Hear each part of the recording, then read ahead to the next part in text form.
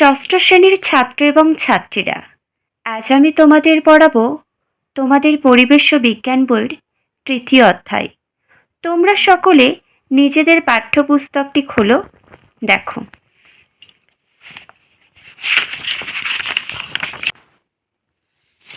দেখো তোমাদের তৃতীয় অধ্যায় রয়েছে মৌলিক, যৌগিক ও মিশ্র পদার্থ। আমরা এই সম্পর্কেই জানব বিস্তারিতভাবে। তোমরা সকলে মন দিয়ে পড়া শুনতে থাকো।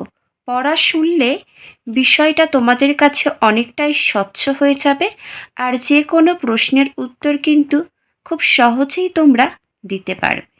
দেখো, তৃতীয় অধ্যায়টি দেখো, মৌলিক, যৌগিক ও মিশ্র পদার্থ। আমরা প্রথমে জেনে নেব, পাঠ্যপুস্তকে দেখো দেওয়া আছে ধাতু ও অধাতু। আমরা ধাতু ও অধাতু সম্পর্কে জানব। দেখো, আমাদের চারপাশে আমরা যে জিনিসগুলো দেখতে পাই সেগুলোকে আমরা সাধারণভাবে বস্তু বলি, তাই না? চারপাশে অনেক জিনিস দেখতে পাচ্ছি, আলমারি দেখছি, টেবিল দেখি, চেয়ার দেখি, এই সমস্ত কিছুই কি বস্তু, মনে রাখবে। আবার ওই বস্তুর মধ্যে যে উপাদান আছে তা হলো পদার্থ। যেমন একটা কাঠের টেবিল, সেটার মধ্যে যে উপাদান রয়েছে কাঠ, তাই না? এগুলো কি পদার্থ। একটা লোহার আলমারি, দেখো লোহার আলমারি লোহা দিয়ে তৈরি। প্লাস্টিকের মগ, বালতি প্লাস্টিক দিয়ে তৈরি। এই যে জিনিসগুলো দিয়ে তৈরি হচ্ছে সেগুলি হলো পদার্থ। আচ্ছা, এগুলি যেমন কঠিন পদার্থ, পদার্থ মনে রাখবে, কঠিন, তরল, গ্যাসীয়, এইগুলি হলো পদার্থর ধরন, 3 প্রকার। দেখো, কঠিন পদার্থের উদাহরণ পরীক্ষাতে আসে, কয়েকটি কঠিন পদার্থের উদাহরণ দাও। তাহলে কোনগুলি? লোহা, প্লাস্টিক। তেমনি জল, সর্ষের তেল, কাশির সিরাপ, এগুলি হলো পদার্থ। কি পদার্থ? তরল পদার্থ, তাই না? জলের মতন ধরন। দেখো, জল, সর্ষের তেল, কেরোসিন, কাশির সিরাপ, এগুলি হলো তরল পদার্থ, মনে রাখবে। আবার গ্যাসীয় পদার্থ রয়েছে। তাহলে গ্যাসীয় পদার্থ কোনগুলি? তেমনি ধূপের ধোঁয়া বা গাড়ির ধোঁয়াতে বিভিন্ন গ্যাসের সঙ্গে মিশে আছে বিভিন্ন কঠিন কণা।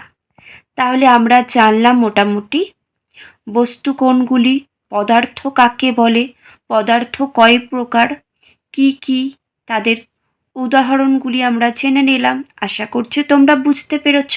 এখান থেকে কিছু প্রশ্ন আসতে পারে, আসলে তোমরা দিতে পারবে, তাই না?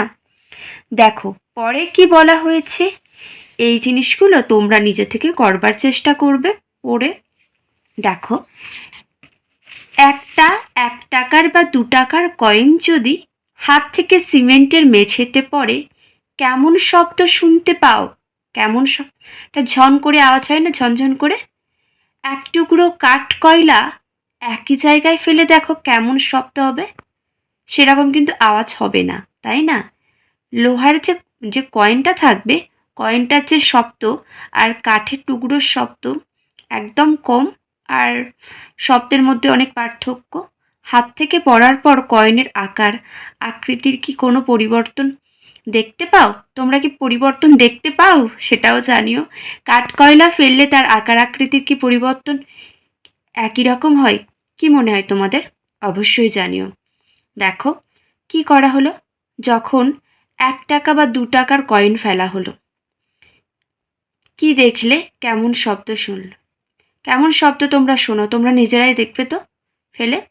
যখন কাঠ কয়লার টুকরো ফেলা হয় তখন কেমন শব্দ শোনা হয়, সেটাও এখানে তোমরা নিজেরা জানাবে, কমেন্ট করে তোমরা জানাবে। পরবর্তী দেখো,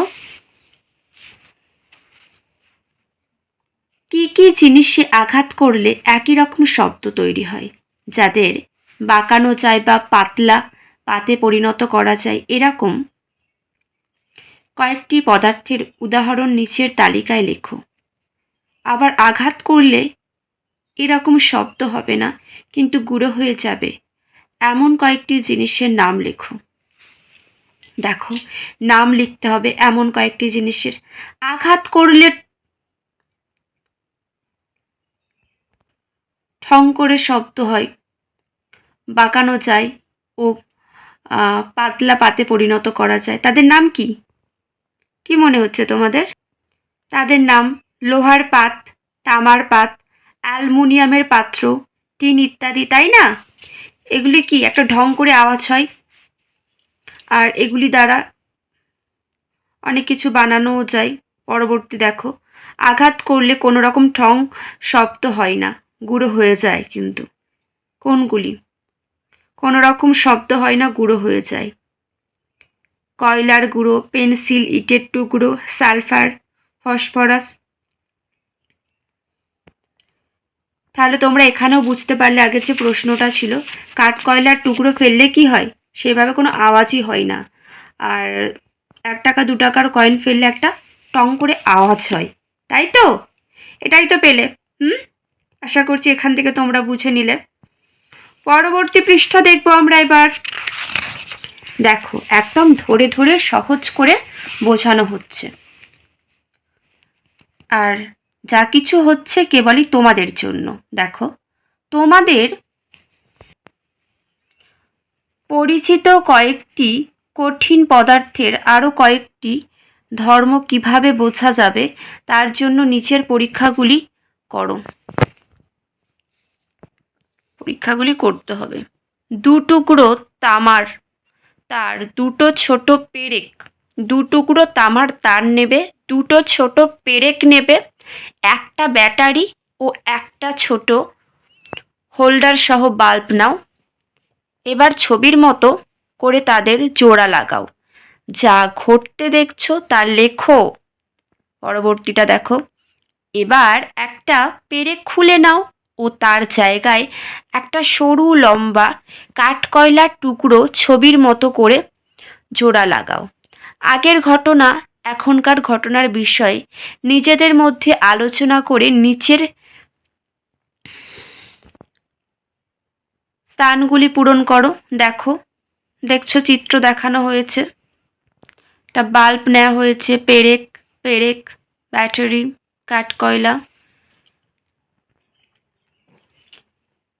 তোমরা দেখো, সমস্ত উপকরণগুলি দিয়ে এইভাবে বানাতে হবে। আশা করছি তোমরা বুঝতে পেরেছ। এবার দেখো ঘটনা। দেখো, যখন লোহার পেরেক জোড়া ছিল, কি দেখতে পেলে? কেন এমন হলো বলে মনে হয়? কি দেখতে পেলে? দেখতে পেলে বাতিটি জ্বলে উঠল। কেন এমন হলো বলে মনে হয়? লোহার পেরেক তড়িতের সুপরিবাহী, সেই জন্য বাতিটি জ্বলে উঠল। পরবর্তী দেখো, যখন লোহার পেরেকের বদলে কাঠকয়লার টুকরো ছোড়া হলো, তখন কি হলো? বাতিটি নিভে গেল। কাঠকয়লার টুকরো তড়িতের কুপরিবাহী, তাই বাতিটি নিভে গেল। আশা করছি তোমরা বুঝতে পেরেছ। পরবর্তী দেখো কি বলা হয়েছে, লোহার মধ্যে দিয়ে বিদ্যুৎ যায়, কিন্তু কাঠকয়লার মধ্যে দিয়ে যায় না। তাই প্রথম ক্ষেত্রে বাল্ব জ্বলেছে আর দ্বিতীয় ক্ষেত্রে জ্বলেনি, তাই তো? পরবর্তী দেখো, একটা স্টিলের সাধারণ চামচের একটা প্রান্ত একটা জ্বলন্ত মোমবাতির শিখার মধ্যে কিছুক্ষণ ধরে রাখার পর তোমার অনুভূতিটা কেমন হয় তা নিচে লিখতে হবে। দেখো, একটা স্টিলের সাধারণ চামচের একটা প্রান্ত একটা জ্বলন্ত মোমবাতির শিখার মধ্যে কিছুক্ষণ ধরে রাখার পর তোমার অনুভূতি কেমন হয় তা নিচে লেখো। তোমার অনুভূতি কেমন হবে সেটা কি তোমার কেমন হতে পারে?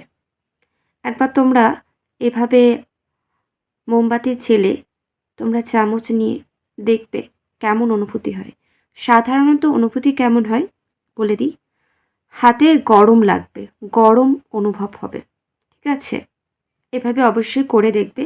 তাও আমি একটু বলে দিলাম। পরবর্তী দেখো, একইভাবে প্লাস্টিকের হাতাল লাগানো একটা স্টিলের চামচ মোমবাতির আগুনে ধরলে তোমার অনুভূতি কি একই রকম হবে? অনুভূতি কেমন হতে পারে? স্টিলের জায়গায় প্লাস্টিকের হাতার লাগানো স্টিলের চামচ মোমবাতির আগুন ধরালে কেমন অনুভূতি হবে?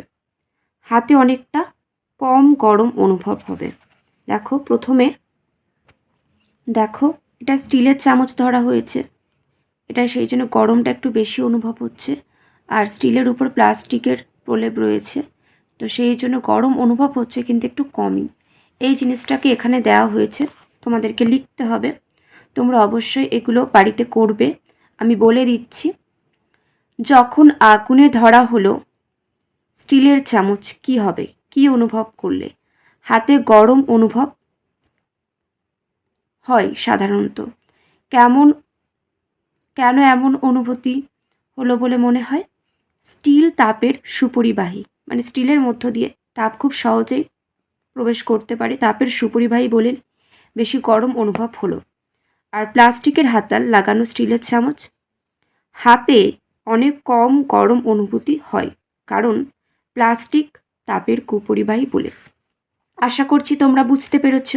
ধাতুর মধ্য দিয়ে তাপ ভালোভাবে যায়, কিন্তু কাঠ বা প্লাস্টিকের মধ্য দিয়ে তাপ ভালোভাবে প্রবেশ করতে পারে না। মনে রাখবে, কাঠ হলো তাপের কুপরিবাহী আর বিভিন্ন ধাতু হলো সুপরিবাহী। সবসময় মাথায় রেখো, পরীক্ষাতে কিন্তু দেওয়া হয়। পরবর্তী আমরা দেখে নেব। এবার এখানে দেখো কি বলা হয়েছে, করে দেখো তো তোমরা। 3টে পরিষ্কার বাসন, একটা স্টিলের থালা, পেতলের রেকাবি ও একটা অ্যালুমিনিয়ামের বাটি। তোমাদের রোদ্দুরের মধ্যে ধরতে বলা হচ্ছে, রোদ্দুরে ধরো।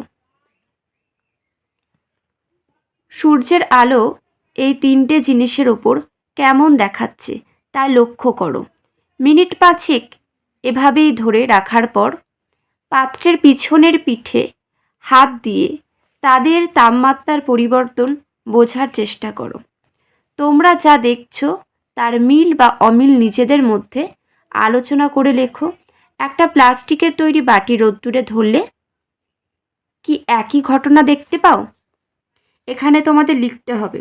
আশা করছি আমি বলে দিয়েছি। তোমরা আর একবার তোমাদের পাঠ্যপুস্তকটি দেখে নাও, তোমাদের লিখতে কিন্তু সুবিধা হবে। দেখো, কিসের তৈরি জিনিস রোদ্দুরে ধরলে? কিসের তৈরি? 3টে আমরা কয়েকটি বাসনের কথা উল্লেখ করেছি, একটি স্টিলের থালা, একটি পেতলের রেকাবি, একটি অ্যালুমিনিয়ামের, তাই না? আর এখানে দেখো 4টে দেওয়া হয়েছে, তোমরা 4টে লিখতে পারো, 3টি দেওয়া আছে আর একটা তোমরা এক্সট্রা ভেবে নিতে পারো একই রকম। দেখো উপরেরটাতে লিখবে স্টিলের থালা ভালো গরম হয়। পরবর্তী, পেতলের রেকাবি বেশি গরম হয়। অ্যালুমিনিয়ামের বাটি একটু কম গরম হয়। পরবর্তী, প্লাস্টিকের বাটি খুব কম গরম হয়। বলে দিলাম তোমাদের। পরবর্তী আমরা দেখে নেব এখানে কি বলা হয়েছে। দেখো, তুমি যদি কখনো কামারশালায় যাও কি দেখতে পাবে? দেখবে যে বিভিন্ন আকারের লোহা গরম করে তাকে পিটিয়ে বিভিন্ন জিনিসপত্র তৈরি করা হচ্ছে। এই সব কাজ করার জন্য লোহাকেই কেন বেছে নেওয়া হলো? নিজেদের মধ্যে আলোচনা করে এটা লেখো, এটার আমি বলছি না। এই সমস্ত কাজ করার জন্য লোহাকে কেন বেছে নেওয়া হলো? দেখো, কাঠ কয়লা বা প্লাস্টিককে গরম করে পিটিয়ে কি এরকম কাজ করা যাবে? তোমাদের কি মনে হয় যাবে কি? যাবে না। কারণ কাঠ কয়লার বা প্লাস্টিকের মধ্যে লোহার মতো একই রকম গুণ নেই। লোহার মধ্যে যে গুণগুলো রয়েছে কাঠ কয়লা প্লাস্টিকের মধ্যে সেই গুণগুলি নেই। সেই জন্য ওই ধরনের কাজ করা যাবে না এগুলি দিয়ে। আমরা দেখতে পাচ্ছি যে লোহা, তামা, অ্যালুমিনিয়াম, পিতল ইত্যাদি কতকগুলি সাধারণ ধর্ম আছে এদের। ধর্মগুলো কি কি? এদের ওপরের তলে আলো পড়লে চকচক করে, এদের আঘাত করলে ঠং করে টং করে এরকম বিশেষ শব্দ হয়। এদের একটা ধারে গরম করলে সহজেই অন্য ধারটা গরম হয়ে যায়। এরা তাপ ও তড়িতের সুপরিবাহী। এদের সরু খণ্ডকে সহজেই বাঁকানো যায়, জোরে পিটলে চ্যাপ্টা হয়ে যায়। এই কারণেই লোহা, তামা, অ্যালুমিনিয়াম ইত্যাদি পদার্থগুলি হলো ধাতু, আর কাঠকয়লার মতন পদার্থগুলি হলো অধাতু। ধাতু সাধারণত কঠিন, পারদ ধাতু হলেও তরল, আর অধাতুগুলি কঠিন। ধাতু সাধারণত কঠিন, পারদ ধাতু হলেও তরল, আর অধাতুগুলি কঠিন, তরল বা গ্যাসীয় হতে পারে। তবে গ্রাফাইট অধাতু হলেও তাপ আর তড়িতের সুপরিবাহী। গ্রাফাইট অধাতু হলেও তাপ আর তড়িতের সুপরিবাহী। হিরে অধাতু হলেও তাপের সুপরিবাহী। মনে রাখবে, হিরে অধাতু হলেও তাপের আবার সুপরিবাহী। নিচে তোমার চেনা কতগুলি পদার্থের নাম দেয়া হলো। শিক্ষক শিক্ষিকার সঙ্গে আলোচনা করে তাদের সাধারণ ধর্ম কি কি হতে পারে সেগুলি লেখো। কোনগুলো ধাতু আর কোনগুলো অধাতু তা জেনে নাও ও সারণী আকারে লেখো। দেখো দেওয়া আছে ধাতু, অধাতু। সোনা, রূপো, অ্যালুমিনিয়াম, গন্ধক, সালফার, দস্তা, নাইট্রোজেন, অক্সিজেন। তাই তো? দেখো তোমরা মনে রাখবে এগুলির মধ্যে কোনগুলো ধাতু আর কোনগুলি অধাতু, তাই না? এই সোনা, রূপা, অ্যালুমিনিয়াম এগুলি কি ধাতু, কারণ এগুলি যে সমস্ত বৈশিষ্ট্য, আলোতে চকচক করে, পিটালে শব্দ হয়, পাতে পরিণত করা যায়, তাপ ও তড়িতের সুপরিবাহী, সেই জন্য এগুলি কি ধাতু। আর অধাতু কোনগুলি? দেখো, নাইট্রোজেন, অক্সিজেন, গন্ধক এগুলি কি? আর দস্তাটাও কি আমরা জানি ধাতু। নাইট্রোজেন, অক্সিজেন, গন্ধক এগুলি অধাতু, কারণ তাপ ও তড়িতের কুপরিবাহী। আশা করছি তোমরা বুঝতে পেরেছ, মোটামুটি ক্লিয়ার হয়েছে। তোমাদের তো আমি বলেই দিলাম কোনগুলি ধাতু কোনগুলি অধাতু, কি কি মিল দেখা যায়। আশা করছি তোমরা বুঝতে পেরেছ। এবার কোথায় কিভাবে লিখবে আর একটু বলে দিই।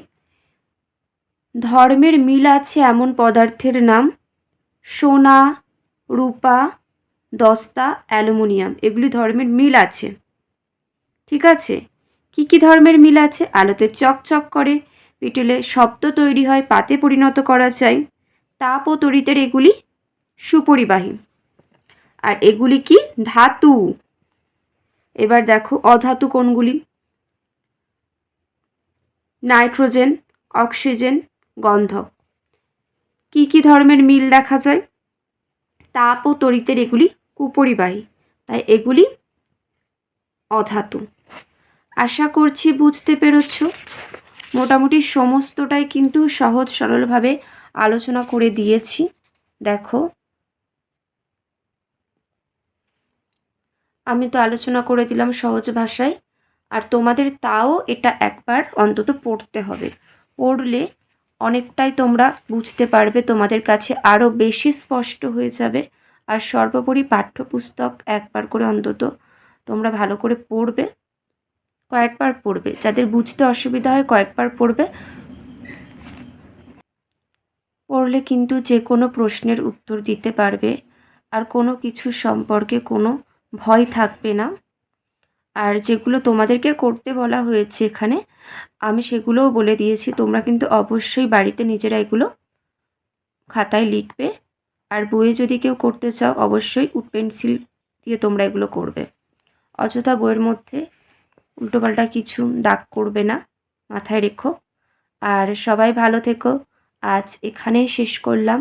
আর এমন গুরুত্বপূর্ণ হেল্পফুল ভিডিও পাওয়ার জন্য অবশ্যই তোমাদেরকে সাথে থাকতে হবে, পাশে থাকতে হবে। আর তোমরা কোন কোন সাবজেক্টের উপর কেমন কি ভিডিও চাও সেগুলোও কিন্তু নির্দ্বিধায় আমাকে অবশ্যই কমেন্ট করে জানাবে। দেখো আবারও বলছি, কোনো সমস্যা থাকলে সেটাও জানিও। আর তোমাদের ক্লাস 6-এর পরিবেশ ও বিজ্ঞান বইয়ের প্রথম দ্বিতীয় চ্যাপ্টারের গুরুত্বপূর্ণ সমস্ত কিছু ধরে ধরে সুন্দর করে আলোচনা করে দিয়েছি। যারা সেই ভিডিওগুলো দেখোনি অবশ্যই চেক করে নাও। চেক করলে কিন্তু তোমাদের কাছে সমস্তটাই চলে আসবে। আর আজ এখানেই শেষ করছি।